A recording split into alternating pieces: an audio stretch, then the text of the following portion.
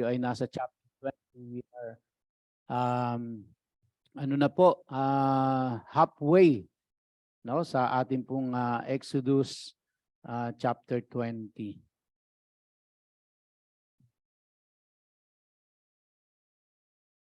Bakit po ayaw?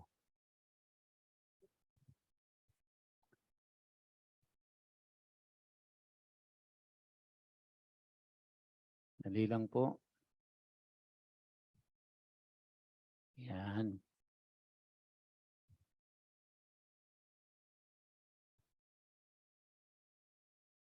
Yan. Dagat muna yung lumabas eh, no?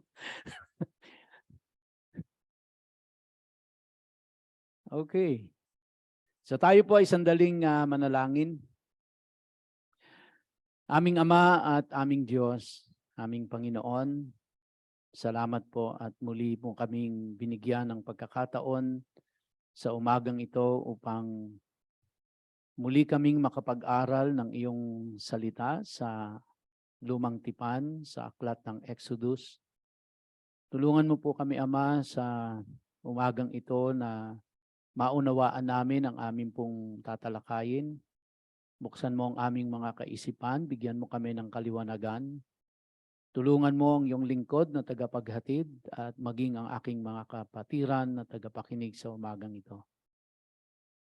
Salamat po, O Diyos, sa malayang pagkakataon na kami ay sama-samang nakakapanambahan at nakakapag-aral ng iyong banal na salita.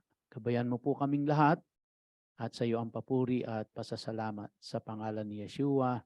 Ito po ang aming panalangin. Amen. So, Exodus chapter 20, part 2. At yung huli po nating tinalakay sa Exodus chapter 20, ito na po yung simula nung tinatawag nating 10 Commandments.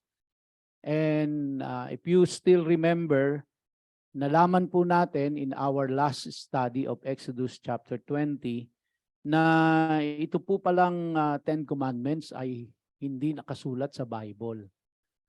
Which means wala ho tayong mababasa sa Biblia na ito ay tinawag ng Diyos na 10 Commandments.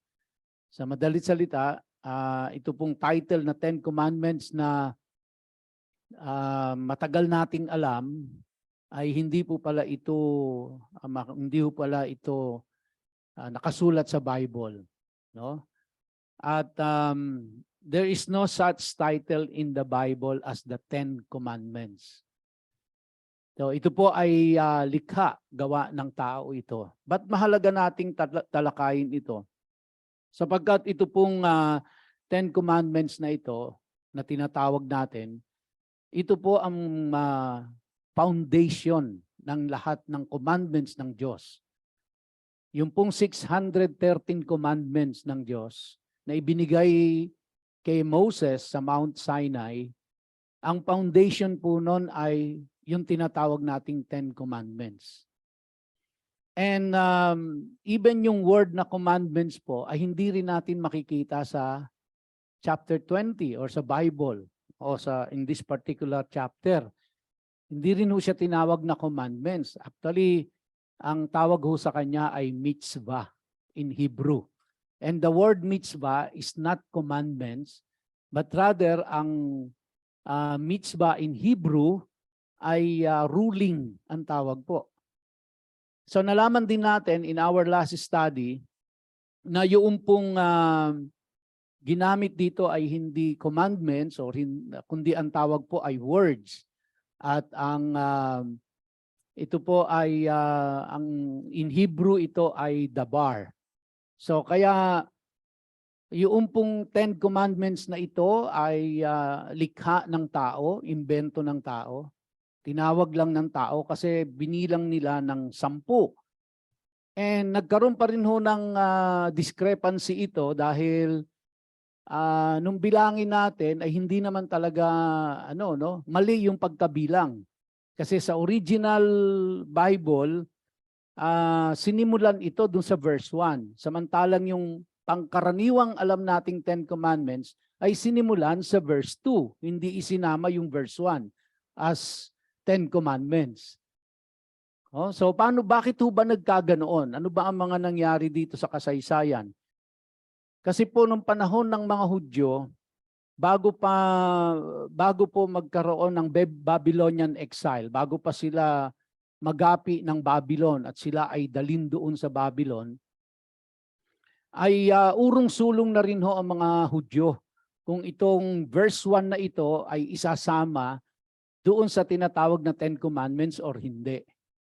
So kaya nung sila po ay masakop ng Babylon at nadala sila doon sa Babylon, pagdating po doon, tinigil na rin nila ang pagbilang nila doon sa verse 1 na kasama doon sa 10 words. And then tapos nung bumalik sila sa kanilang bayan, isinama ulit nila. Nung bago magsimula yung second temple, di ba ho yung unang templo ay giniba ito, pagkatapos kinonstruct ulit ito. So bago po magsimula yun, binalik ulit nila. Tapos tinanggal ulit nila. So kaya ultimo yung mga Hudyo po, urong-sulong kung isasama ba yung verse 1 bilang pagbilang doon sa tinatawag na Ten Commandments or hindi. So kaya doon po nagsimula kung bakit nagkaganyan yan. Pero when we look at the scriptures sa Bible po, nababasa natin in verse 1, then God said all these words. Yung words na yan ay debar, yun po yung sinasabi natin, at hindi siya commandments. At walang sinabi ang Diyos diyan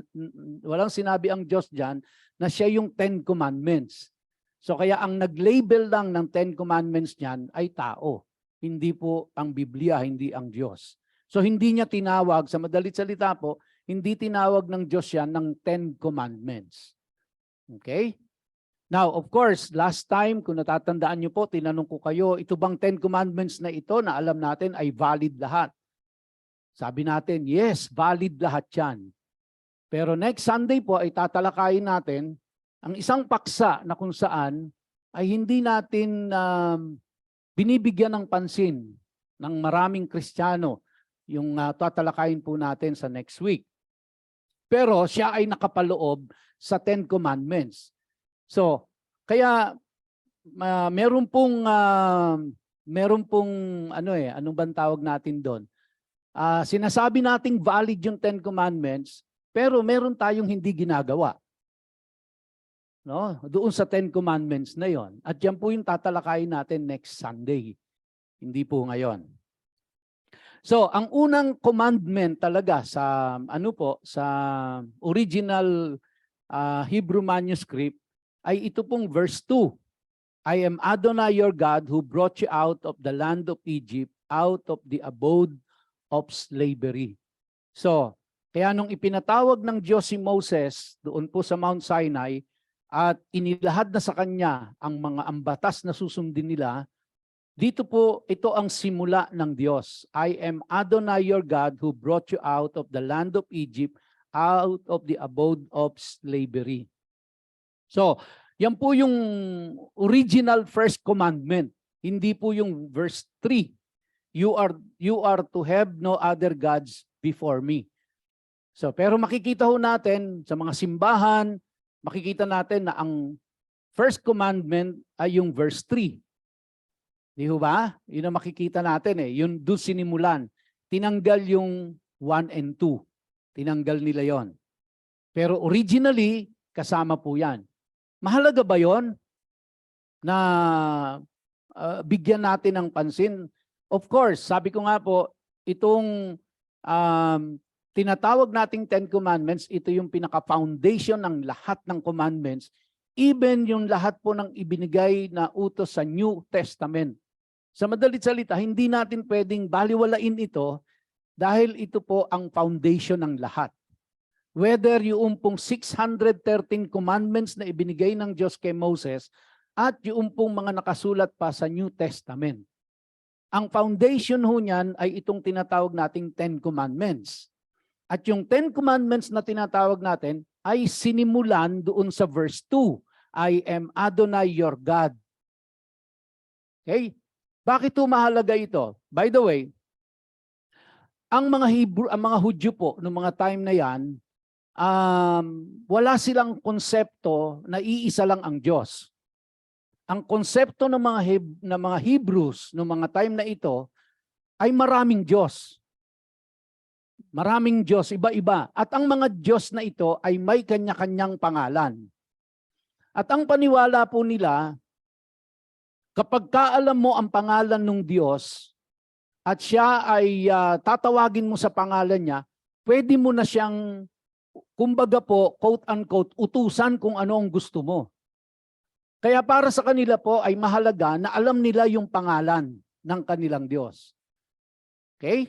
So kaya dito po sa pasimula ay nagpakilala ang Diyos ng mga Hebrews sa kanila. At ang sabi niya, I am Adonai your God. So kung meron po kayong complete Jewish Bible, ang word na ginamit dyan is Adonai. Now, yan pong Adonai na yan, in the original manuscript po, yan po ay Yud-He-Vav-He. So, kaya ang Diyos ng Israel ay nagpakilala sa kanila sa kanyang pangalan. At ang pangalan niya ay yung pong YHWH. Na ang pronunciation po nito sa Hebrew language ay Yud-He-Vav-He. So, kaya now, since 300 BC, hindi na po kasi ginamit yung, hindi na po sinasalita ng mga Hudyo yung pangalan na ito. Kaya hindi na ho nila alam kung paano i-pronounce. Kaya yung pong pangalan na yan, na Yud-He-Vav-He, hindi po yan ang pronunciation ng pangalan ng Diyos. Yan po yung mga first letters ng consonants. Yung vowels na nasa pagitan ng mga consonants, hindi na ho alam ng tao kung ano. Kaya dahil ho dito, nagkaroon ng iba't ibang spekulasyon. Kaya tinawag siyang Yahweh, tinawag siyang Jehovah in English, dahil hindi na ho na-trace ng tao kung ano talaga yung pong vowels na nasa pagitan ng mga consonants. Okay, so kaya puro consonants YHWH. Yung vowels in between the consonants, hindi na ho nila alam. Kaya kung paano i-pronounce yan, hindi ko rin ho alam. Merong mga nagsasabi na nalaman nila, pero meron din nung nagsasabing hindi yun ang tuong pronunciation. So hati po ang mga opinion. Even mga Hebrew sages and Bible scholars ay hati ho ang opinion nila diyan kung paano i-pronounce talaga yan. Okay? So, kaya para lang po mapadali sa atin, kasi ang hirap namang ipopronounce natin ang YHWH or Yud-He-Vav-He, di ba? So hindi ho tayo familiar sa ganyan. So kaya yung iba po, ito ay minabuti na pronounce na lang siya ng Yehovah. Okay? So kaya sa totoo po, wala talaga nang nakakaalam accurately kung ano talaga ang tunay na pronunciation ng tunay na pangalan ng Diyos. Now, bakit kailangan magpakilala ang Diyos sa kanila sa pangalan niya? Kasi nga po, ang kaisipan ng mga Hudyo, remember, nang sila ay nasa Egypt, 400 years ho yan. Na wala silang ibang nakikita kundi ang relihiyon ng Egyptians. And hindi nga sila malaya na magkaroon ng sarili nilang pagtitipon para sila ay sumamba sa Diyos nila. Kaya yun po yung iniyak nila napalayain sila para makasamba sila sa Diyos nila doon sa wilderness. Kasi habang nandoon sila sa Egypt, wala silang kalayaan. At ang nakikita nila, ang sinasamba ng mga Egyptians ay sinasamba ang palaka, sinasamba ang araw, sinasamba ang kung ano-ano. So, yun po yung nakikita nila. At yun ang nakagisnan nila. So, kaya ang kaisipan po nila noon ay merong iba-ibang Diyos. Kaya ang Diyos ng Israel ay kailangang magpakilala sa kanila. Kaya sinabi niyang, I am Adonai. Dito po sa sa English natin. Pero yun nga po, I am Yud-He-Vav-He. Hindi na natin alam kung anong totoong pronunciation nun. Pero ang mahalaga po, nagpakilala ang Diyos sa kanila at may pangalan siya na ibinigay sa Israel. Sabi niya, I am Adonai, your God. And then, who brought you out of the land of Egypt, out of the abode of slavery? So specifically, sinabi ng Diyos sa kanila na itong si Jehovah ang nagpalaya sa inyo. Kaya kung may alam kayong iba pang pangalan ng Diyos, hindi yun ang nagpalaya sa inyo from the slavery of Egypt. Ang nagpalaya sa inyo ay si Jehovah. So may pangalan para sa kanila ang kanilang Diyos. Tandaan niyo po, ang premise natin lagi dito, ang kaisipan ng mga Hudyo, may iba pang mga Diyos. Kaya kailangan gawin ng Diyos ng Israel ito na siya ay magpakilala sa kanyang pangalan para maging maliwanag sa mga Israelita na kung sino ang nagpalaya sa kanila at hindi yung ibang Diyos na inaakala nila. Mapalad do tayo dahil sa ating pong panahon ay nalaman natin na wala naman talagang ibang Diyos. Iisa lang ang Diyos, walang ibang Diyos. No? Kaya ang tawag natin Diyos-Diyosan eh. Kasi hindi naman totoong Diyos. Kasi nga po, iisa lang talaga ang Diyos. Pero sa kanila, mga kapatid, ang konsepto ng mga Hudyo, walang Diyos-Diyosan. Alright? Wala hong Diyos-Diyosan sa kanila kasi Diyos din yon. Pero hindi nila Diyos yon. Diyos ng Ehipto yon, Diyos ng Canaanites yon, ng Amorites, ng Jebusites, Diyos nila yon. Pero Diyos yon, hindi Diyos-Diyosan. Nakuha niyo po ang ibig kong sabihin? Tayo sa kaisipan natin, Diyos-Diyosan sila kasi walang ibang Diyos. Totoong iisa lang ang Diyos. Alright. So, sabi niya, I am Adonai your God who brought you out of the land of Egypt, out of the abode of slavery. Now, the following verses po, natatalakayin natin one at a time. Ito na po yung principle na itinuro ng Diyos sa kanila. So which means, kaya po binigyan ng emphasis ng Diyos yun eh. Na who brought you out of the land of Egypt? Bakit kailangan i-emphasize ng Diyos yun? Eh alam naman nilang lahat yun. Na si Jehovah ang siyang nagpalaya sa kanila mula sa bayan ng Ehipto. Mula sa slavery. Bakit kailangan i-emphasize ng Diyos yan sa kanila? Who brought you out of the land of Egypt, out of the abode of slavery. Bakit po? No? So, dahil yung mga susunod na sasabihin niya, ito yung mga principles na inyong gagawin. Which means, mga kapatid, after redemption, ang taong niredeem ng Diyos ay merong obligasyon dapat gawin. May dapat na prinsipyong dapat sundin. So i-translate po natin sa ating mga sarili ngayon yan. No? Tayo po ay iniligtas ng Diyos, tayo ay niredeem ng Diyos, at dahil sa pagkakaligtas at dahil sa pagkakaredeem sa atin ng Diyos, tayo po ay merong obligasyon. At meron tayong katungkulang dapat gawin. Meron no tayong mga batas na dapat sundin. Now, tingnan niyo po yung pattern. Hindi po ibinigay ng Diyos yung batas at sa pamamagitan ng batas na ito, sila ay mariredeem. Ang ginawa po ng Diyos, sila ay niredeem at saka ibinigay yung batas. Kumbaga po, ngayon na kayo ay naredeem na, ito na ang susundin ninyo. Hindi na yung nakagisnan nyo doon sa Egypt. Ito na ang mga patakaran at batas at prinsipyo na inyong ipapamuhay. Hindi yung nakagisnan ninyo. Dahil kayo ay niredeem ko na. Yun po yung impact nitong verse 2 na ito. Dahil inalis ko kayo from slavery, ako ang nagpalaya sa inyo, now ito ang prinsipyong susundin ninyo, ito ang batas na susundin ninyo. So kaya po, hindi inaligtas sila dahil sa pagsunod nila sa batas.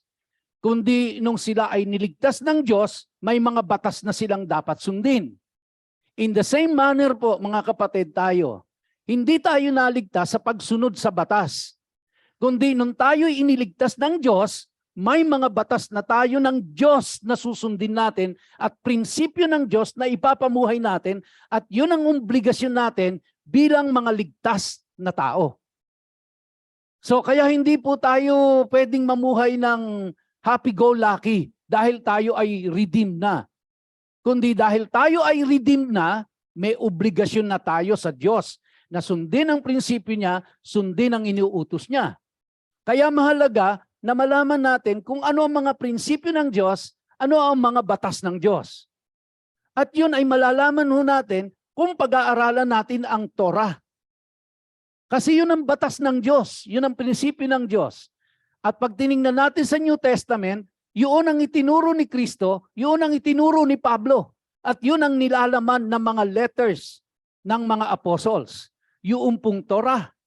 Which is, ito yung pinag-aaralan natin. Genesis, Exodus, Leviticus, Numbers, and Deuteronomy. No? Nabanggit ko na nga po mga kapatid na the moment we reach the book of Leviticus, it's going to be very exciting. No, first time nyo siguro makikita po na ang Leviticus ay a very exciting book. Ang Leviticus. Pero basahin nyo ho ngayon yan. You will not find it exciting. Basahin nyo po ang Deuteronomy. You will not find it exciting. Pero the moment we step into that Leviticus and Deuteronomy and Numbers, makikita nyo po mga kapatid how exciting itong mga books na ito. Because makikita po natin dito na magkakaroon kayo ng mas malalim na appreciation ng mga letters ni Paul, ng mga teachings ni Jesus Christ, mas magkakaroon kayo ng malalim na appreciation sa New Testament kapag alam nyo ang Torah. Kapag alam nyo ang Old Testament. No? Pati po yung salvation natin, pati yung sacrifice na ginawa ni Jesus Christ sa atin, mas maa-appreciate natin ito sa mas malalim na pangunawa kapag naintindihan natin yung Torah, yung first 5 books of the Old Testament. Kaya tsatsagain natin ito mga kapatid at pag-aaralan natin ito. No? So, kung loloobin po ng Diyos na tayo'y buhay pa. Ayan. Now, ang sabi ng Panginoon sa kanila, unang-una, ang prinsipyong itinuro ng Diyos sa kanila ay yung verse 2. Ako si Yud-He, Vav-He. Ako ang Diyos na nagpalaya sa inyo mula sa slavery. Now, nung nasa Egypt po sila, bilang mga slaves, meron silang obligasyon kay Pharaoh.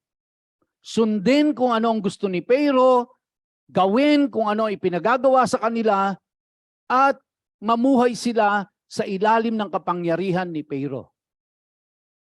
Pero dahil pinalaya na sila ng Diyos, mula doon, then hindi po ibig sabihin nun, malaya na kayo kung ano ang gusto nyong gawin. Kundi dahil malaya na kayo from slavery of Egypt, dahil ako ang nagligtas sa inyo, nagpalaya sa inyo doon, then meron kayong obligasyon sa akin. At ano po yun? Ito, number 1, you are to have no other gods before me. Bakit to ganoon? No, isipin natin bakit ganoon ang ano ng Panginoon? Bakit ganoon ang kanyang sinabi? Kasi nga po, ang kaisipan ng mga Hudyo ay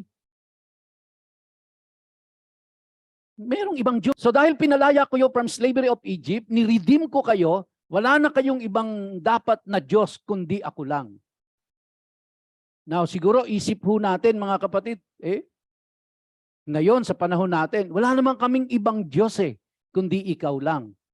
Pero we have to really evaluate po kung wala nga bang ibang Diyos tayo sa buhay natin. We have to think kung wala nga ba tayong ibang Diyos sa buhay natin. Mamaya po pupuntahan natin 'yan. So, yan ang unang utos kumbaga yun ang principle ng Diyos ay kilalanin na siya si Jehovah na nagpalaya sa kanila. Pangalawa po, you are to have no other gods before me. Ako lang. Ako lang ang Diyos ninyo, wala nang iba. So hindi nyo nakikilalanin yung Diyos na nakagisnan nyo sa Egypt, yung Diyos na nakilala nyo doon, hindi nyo nakikilalanin yon. Okay? So ako lang ang Diyos. At wala nang iba. Si Yahweh lang. Alright. Now, let's move to the next verse. Now, ang sabi po dyan ay, you are not to make for yourselves a carved image or any kind of representation of anything in heaven above, on the earth beneath, or in the water below the shoreline. Okay.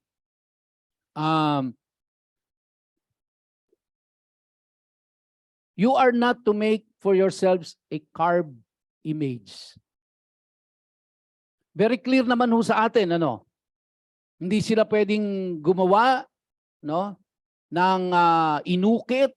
Hindi sila pwedeng maghulma ng kahit ano, at ito ay sasambahin nila bilang Diyos. So, ano po yung nakita natin dito, mga kapatid, na unang-una sinabi ng Diyos, you are not to make for yourselves a carved image. Mahigpit na ipinagbawal ho ito ng Diyos. Bakit ho? And then ang sabi niya, or any kind of representation of anything in heaven above. Bakit ho? Una ho, kailangan maintindihan natin na ang ating Diyos po ay hindi galing dito sa earth. Hindi siya dito nagmula. Siya ay walang pinagmulan at ang Diyos natin ay Espiritu. Ibig sabihin po, wala talagang sufisyenteng imahen na pwede nating ihambing sa Diyos dahil hindi siya taga rito. Hindi siya taga earth. Siya ay taga heaven. Siya ay spiritual. So wala talagang po pwedeng gawin ang tao sa kanyang mga kamay, bunga ng kanyang imahinasyon na papantay sa Diyos dahil walang papantay sa Diyos. Kaya hindi ho po pwede talaga, no, na magkaroon ng imahin na ihahalin tulad natin o ihahambing natin sa Diyos dahil hindi po pwedeng mangyari yon. Wala siyang kahambing, wala siyang katulad, hindi siya taga rito, although siya ay above all things, but He is not in all things. Ang ating Diyos. Now, sa atin no, sa panahon natin siguro ngayon madali. I don't know, hindi ko po alam, hindi ko pa nabisita ang inyong mga tahanan, ano? Kayo lang ho nakakaalam. Kung meron pa ho kayong mga imahin na nandoon sa inyong mga altar at hindi nyo maitapon-tapon dahil inaakala nyong baka ito ay magdulot ng curse sa inyo. No? Na kung binabalak nyo pong gawin niya, huwag nyo namang gawin yan sa harapan ng kapitbahay ninyo na ano, no? Huwag nyo naman pong irespeto din natin ang ating mga kapitbahay, irespeto natin ang ating mga kamag-anak. Gawin nating discreet ito kung gusto nating gawin. Pero I suggest po mga kapatid, kung meron pa kayo nito, whether larawan yan, whether imahin yan, whether yari sa bakal, sa bato, sa semento, sa puno, sa dahon, please discard it. Dahil ang sabi ng Diyos, you are not to make for yourselves a carved image. At ito po ay hindi lamang applicable sa mga Israelita noong mga time na yan, dahil pag tiningnan ho natin ang the entire Bible, ang sino mang nakipag-isa kay Kristo, ang sino mang tumanggap sa Diyos ng Israel ay dapat sumunod sa kung anong iniuutos ng Diyos sa Israel. Dahil you are considered as Israelites. Adopted ng pamilya ng Diyos. No? Now, sabi po doon sa pangalawa, or any kind of representation of anything in heaven above. Hindi yun natin masyadong binibigyan itong pansin. Dahil ang binibigyan lang natin ng pansin madalas dyan is yung pong mga carved image, mga imahen. Pero may binanggit ito eh. Any kind of representation. Sino sa inyo ang nagsusuot ng cross? Ano ang tingin natin dun sa cross na sinusuot natin? Bakit tayo nagsusuot ng kwintas na cross? Anong tingin natin? Kasi nagre-represent yon. ng Diyos sa atin. Now, hindi pa ako nakarating ng Israel. Pero ang isa po sa mahigpit na ibinibilin sa mga pupunta ng Israel, kung kayo ay merong kwintas na cross, wag niyong isusuot yan doon. Dahil sa harapan ng mga Hudyo, ang cross ay hindi po yan tinitingnan nilang sacred. Ang tingin nila dyan, yan po ay lugar ng cruelty. Dahil diyan po sa cross ipinako si Jesus at thousands na mga Hudyo ang namatay sa cross. Kaya it is very offensive to them. Pero dito sa atin, tingnan natin, hinahalikan pa natin ang cross. Di ba? Isinasabit pa natin sa ating mga pintuan, sinasabit natin sa harapan ng ating sasakyan, sinasabit natin yan doon sa kung saan man natin maisabit yan. And anong treatment natin dyan? Tinitreat natin na banal. Pero ano sabi ng salita ng Diyos? You are not to make for yourselves a carved image or any kind of representation of anything in heaven above. Now, hindi naman kami nag-aano ng cross, pastor eh. Meron kami yung isda. Di ba? Meron na tayo ng isda, nakikita natin yon sa bumper ng ating sasakyan, nilalagay natin bilang, kumbaga yung pang-ipit natin sa libro, nilalagay natin sa ating t-shirt, di ba? So tayo ng t-shirt, tapos yung t-shirt may isda, may nakasulat dun sa gitna ng isda na Ichthyios, na hindi naman natin alam kung ano ibig sabihin. Pero tayo ng suot dahil sabi natin ito ay representation ng ating Diyos. No? Pero ano ang sabi ng Bible? You are not to make for yourselves a carved image or any kind of representation. Now, ang ating pong katwiran, hindi, ano naman yan nagre-represent niyan na kami, we belong to Christianity. Hindi naman representation ng Diyos yan, kundi representation yan ng ako ay Kristiyano. So kapag nakita na meron akong isda sa likod, ay born again yan.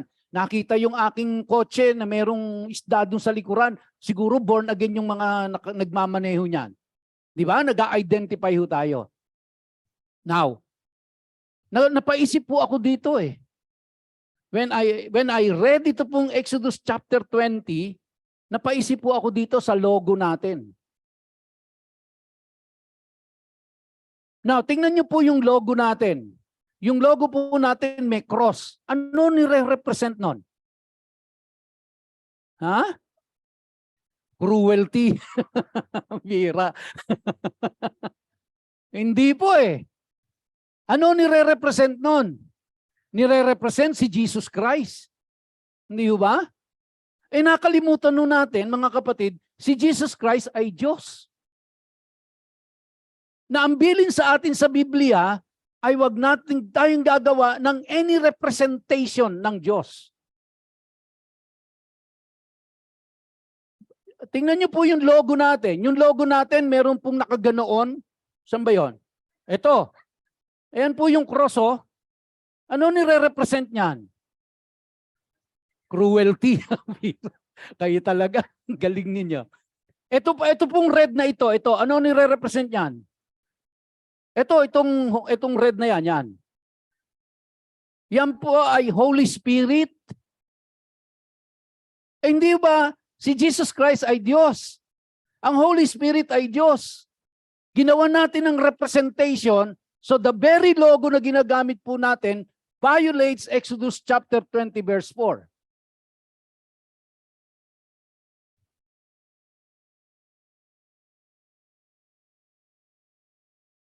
Now, I do not mean to be offensive, mga kapatid. I am just trying to rationalize ito pong verse na ito at suriin natin kung ano ang ating mga pinaggagawa. Is it according to the scriptures or not? If it is not, then get rid of that.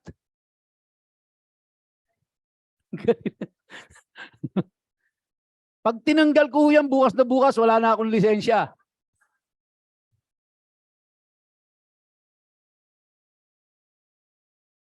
So nakita niyo po mga kapatid, representation. Bakit to ganito? Una, bakit sinabi ng Diyos, you are not to make for yourselves a carved image?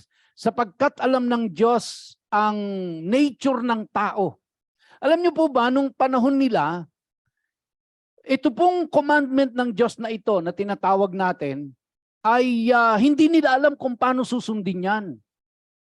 Bakit to? Kasi ang kaisipan ng mga tao nung panahon na yan, paano kami makakasamba kung walang nakikita kaming representation nung sinasamba namin? Kailangan may nakikita kami na representation. Now, banggitin ko po sa inyo, yung pong si Ishtar. Si Ishtar, I-S-H-T-A-R, si Ishtar. Si Ishtar po ay God of fertility, goddess of fertility. No, yan po ay Diyos ng mga Canaanites, si Ishtar. At mula po diyan sa Diyos ng fertility na yan ng mga Canaanites, diyan po nag-ugat ang ating mga Easter celebration. Now, sineselebrate natin ang Easter. Di ba? Sineselebrate natin ang Easter. Pero basahin niyo po ang buong Biblia, walang iniutos sa atin na i-celebrate ang Easter. At basahin niyo po ang mga iniuutos ng Diyos na dapat nating i-celebrate, hindi natin sineselebrate. So nagse-celebrate ho tayo na hindi iniutos ng Diyos. Yung iniutos ng Diyos, hindi natin sineselebrate. Yung iniutos ng Diyos na wag gumawa kahit representation, ayan may representation tayo. Nakamarka sa t-shirt natin, nasa bumper ng sasakyan natin, nakabitin sa bahay natin, nakadekorasyon sa ating dingdingan. Wala tayong kaalam-alam. Binaviolate natin ang salita ng Diyos. Now, dahil ho yan nakagisnan, nakasanayan, naging tradisyon, hirap na hirap tayong umalis dyan. Ganon din po itong mga Israelita. Kaya hindi nila alam kung paano susundin yan. Balik ako kay Ishtar. Si Ishtar po ay, yan po yung sa ating English language, Ishtar. Pero siya po ay nanggaling doon sa Greek, equivalent niya po na Astarte. Okay? Now, si Astarte po ay nanggaling yan sa Astoreth. Si Astoreth ay ang Diyos ng mga Canaanites na fertility goddess nila. Now, dahil fertility, wala silang ibang maisip na ano ang representation. Kaya ang ginawa nila, ang representation po nila niyan ay rabbit. Kasi ang rabbit po ay fertile, ang rabbit, kumbaga. So kaya ang representation ng mga Canaanites kay Astoreth ay rabbit. Now, hindi naman po nila iniisip na ang Diyos nila ay mukhang rabbit. Pero dahil ang rabbit ay kumbaga po fertile at ito ay goddess of fertility, kaya ang nagre-represent ngayon sa fertility ng kanilang god ay yung rabbit. Kaya yung iba po nag-iisip na ang Diyos nila ay malakas, makapangyarihan sa lahat, kaya nagre-represent ng eagle. Yung iba, lion. Ako po, guilty ako dyan kasi yung anong tawag dyan? Ano po ba ang tawag doon? Yung nasa wallpaper ko ay lion. One time, tinanong ako ni Kaden, Dodo, what is that? Why do you have lion there? Wow, no? That represents Jesus Christ, sabi ko. That represents Jesus Christ because Jesus Christ is the Lion of Judah. Ayun, pagbasa ko ng verse 4, You are not to make for yourselves a carved image or any kind of representation of anything in heaven above, on the earth beneath, or in the water below the shoreline. Now, hindi ko naman ko kayo sinasabihan na pag uwi nyo sa bahay, basagin nyo lahat ang layon nyo doon, basagin nyo lahat. I will leave it up to you. I will leave it up to you, mga kapatid. But I don't know how are you going to interpret that? It's plain and simple. You are not to make.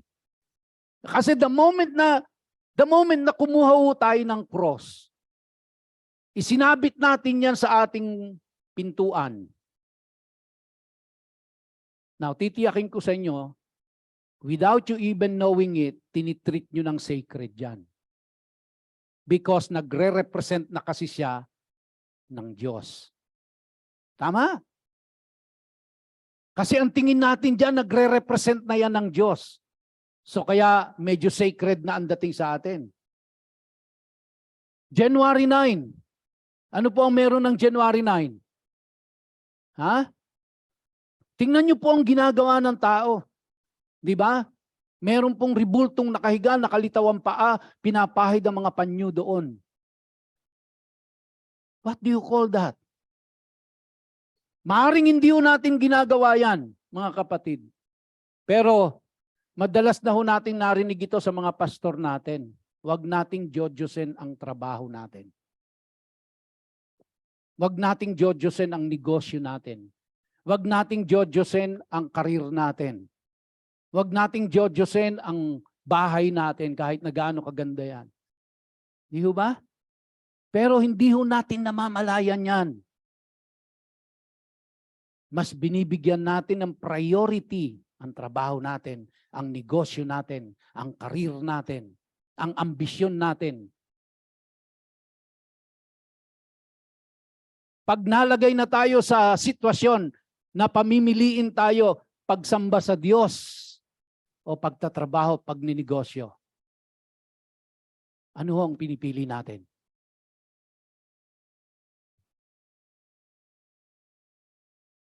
Marami ho sa atin, kasama na ako doon, guilty tayong lahat. Na hindi natin namamalayan at ginajustify nating pilit kung bakit mas binibigyan natin ng priority ang ibang bagay kaysa sa Diyos. Ija-justify nating pilit yan. Hindi nga tayo humulma ng imahen at hindi nga ho tayo gumawa ng isang representasyon ng Diyos. Pero makikita ho natin na mas iba ang priority natin kaysa sa Diyos. Lahat ho tayo, kasama ako doon. Guilty tayo lahat dyan. At lalo pa ho tayong magigilty sa susunod na Sunday. Ewan ko lang kung dadalo pa kayo. Pero, ano ang sabi ng Biblia sa atin? Ang sabi ho sa atin is, and you shall know the truth, and the truth will set you free. Although ang truth po, madalas ay painful. Madalas ho ang hirap lunukin. Kasi nakasanayan kasi tradisyon, kasi nakaugalian, kasi hindi yan ang ginagawa ng marami. Magiging kakaiba ako And I promise you mga kapatid, towards the year, magiging kakaiba talaga tayo. Dahil kung ano po yung pinapa-celebrate ng Diyos, yun ang i-celebrate natin.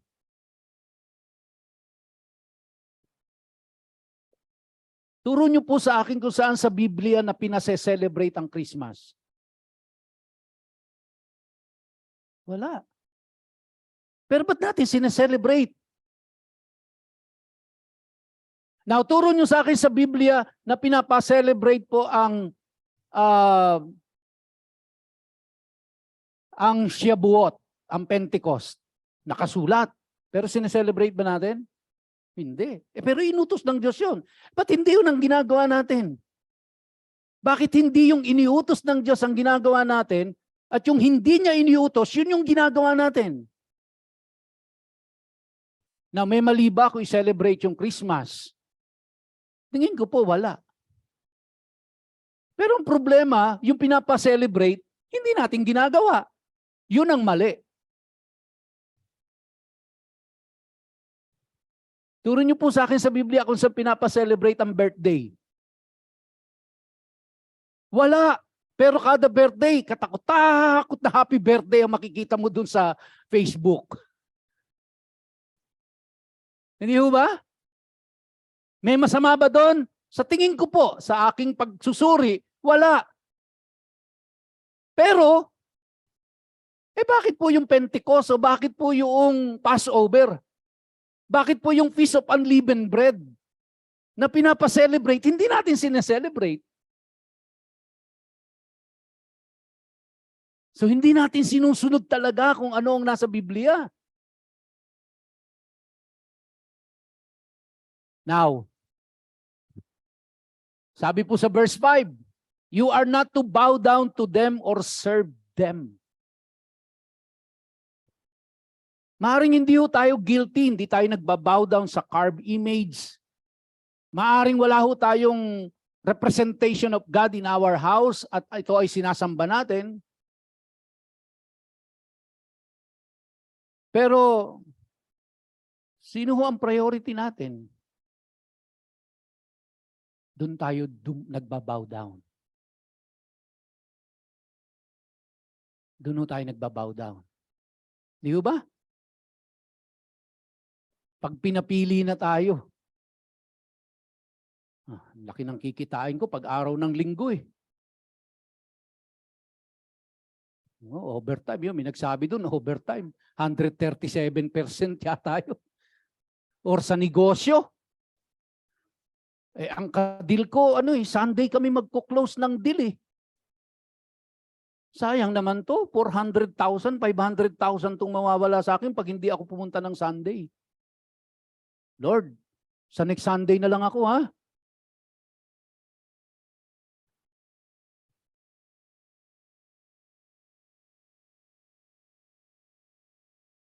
Lord, hindi mo na ako mag-o-observe ng pagsamba sa iyo. Sayang po eh. Kasi baka mawala yung customer, makuha ng iba.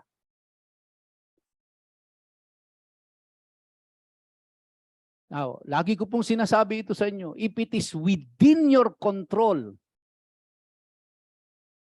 and you decided to give priority doon po sa yung gagawin yon kesa sa Diyos,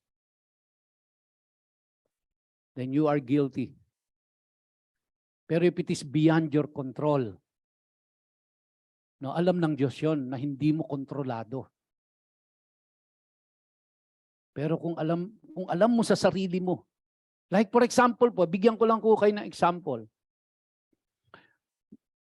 Pag ako pinag-overtime sa trabaho, sa batas, tandaan niyo po, sa batas, hindi ka pwedeng pilitin ng employer mo na mag-overtime.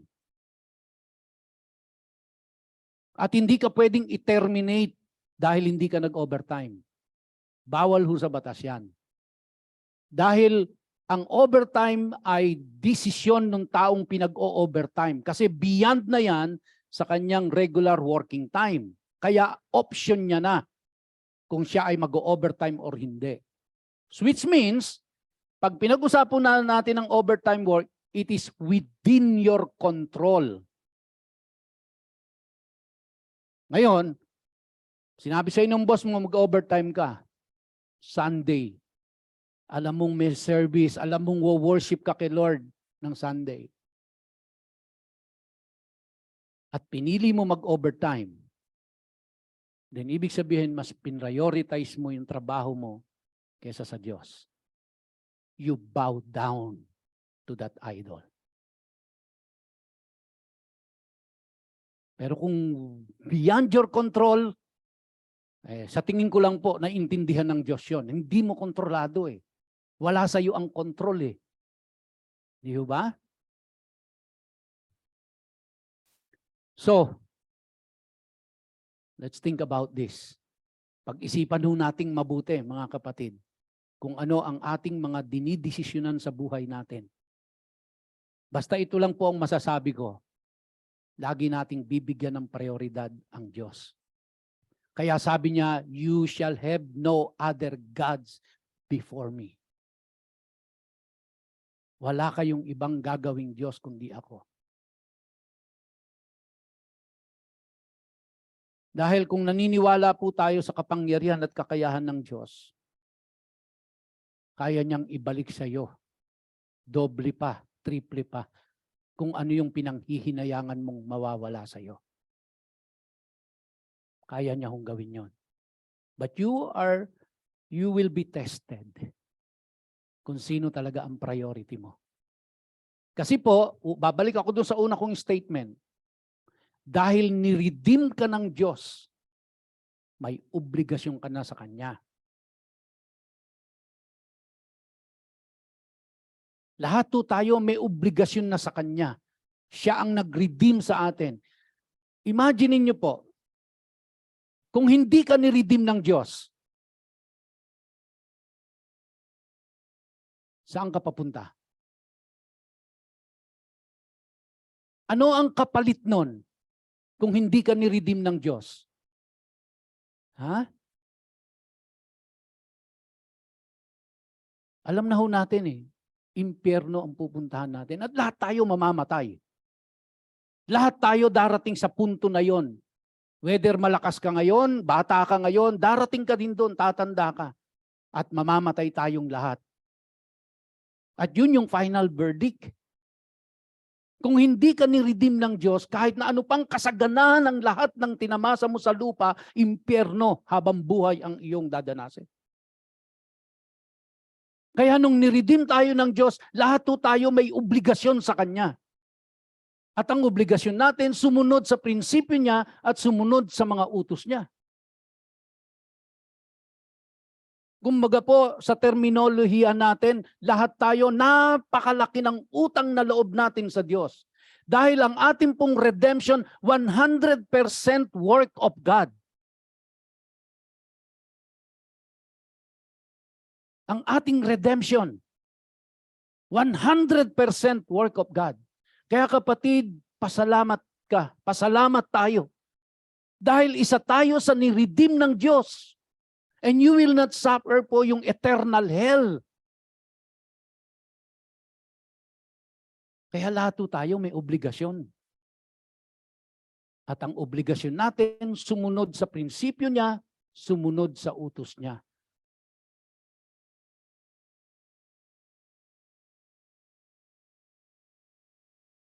No, kaya hindi po pwedeng gusto lang natin ligtas tayo. Na walang kaakibat na obligasyong susundin tayo. Dahil pag tiningnan natin yung ginawa ng Diyos, ni-redeem niya yung bayang Israel, tsaka niya ibinigay ngayon yung susundin nilang batas. Hindi ho sinabi ng Panginoon sa mga Israelites, o na-redeem ko na kayo, malaya na kayong lahat, mamuhay na kayo, kung anong gusto nyong pamumuhay ang gawin ninyo. Ay, hindi ho. Hindi ganyang ka-irresponsable ang Diyos natin. Ni-redeem ko kayo, inalis ko kayo sa slavery, hindi na kayo alipin ngayon ni Pharaoh. O, ito ang prinsipyo ko, ito ang batas ko. Ito ang susundin ninyo. Pag hindi ninyo sinunod, then I hate that. Pag sinunod ninyo, blessing ang kasunod niyan. So, kaya kung kinukonsider ho natin mga kapatid, na tayo po ay mga redeemed people of God, remember this, may obligasyon tayo sa Kanya. May obligasyon tayo sa Kanya. Hindi po natin gagawin yung obligasyon na yun para maligtas. Hindi po natin susundin yung mga batas na yun para maligtas. Kundi dahil ligtas na tayo, kaya susunod na tayo sa batas ng mga ligtas. Sa panuntunan ng mga ligtas, sa mga prinsipyo ng mga ligtas. Yun na po yung bagong pamumuhay na susundin natin. Hindi na ho yung mga makalumang pamamaraan ng buhay natin. You are not to bow down to them or serve them, for I, Adonai your God, am a jealous God, punishing the children for the sins of the parents to the third and fourth generation of those who hate me. Dito tayo titigil. Magtatapos ako dito. Alam nyo, siguro po katulad ko rin kayo na parang ang hirap intindihin ito na ang Diyos natin ay jealous. Kasi para sa atin ang dating ng pagiging, ano ba sa Tagalog ang jealous? Siloso. Mapanibughuin. Yung siloso lang, mahirap na, pinahirap pa. Pinalalim nyo pa. Panibughuin. No? Jealous na lang. No? Jealous. Ang dating sa atin no negative no? Pag jealous, seloso, panibughuin. Pero kasi pag tinignan natin ang Hebrew word niyan, dalawa ho kasi ang ginamit na Hebrew word sa jealous. Ang isa po ay kana, ang isa ay kina. Not K. Q-A-N-N-A, kana. Yung isa naman ay Q-I-N-N-A, kina. Ang ginamit po dito, mga kapatid, ay kina at hindi kana. Tama ba ako? But anyway, yung pong kana ay hindi po masyado ma-recall, pero kung alin ang kina, alin ang kana. Pero ito po yon. Hindi yung jealous na tinutukoy dyan ay yung pong jealous ng pakiramdam natin. Yung emotion, yun sa tao. Yung pong jealous na tinutukoy dyan ay ginamit lang po yan para sa Diyos. I think kana, no? Hindi ako nagkakamali. So, ang ibig sabihin po nun, ang gusto ng Diyos, wala siyang rival. Walang ibang Diyos maliban sa Kanya. Hindi po yan yung negative emotional feeling ng pagseselo sa paninibugho na gusto mong patayin yung pinagseselosan mo. Hindi ho yan yon. Kundi ang gusto lang ng Diyos dyan is wala siyang rival, wala siyang kinamumuhian niya ang kasalanan, yan lang po yan. Yan ang Diyos. Wala siyang kaagaw sa pagmamahal sa Kanya. Siya ang nag-iisa lang sa puso mo. Yun lang po ang gusto ng Diyos yan. Hindi yan yung selos ng katulad ng sa tao. Okay? Tama. Yung selos na makasarili.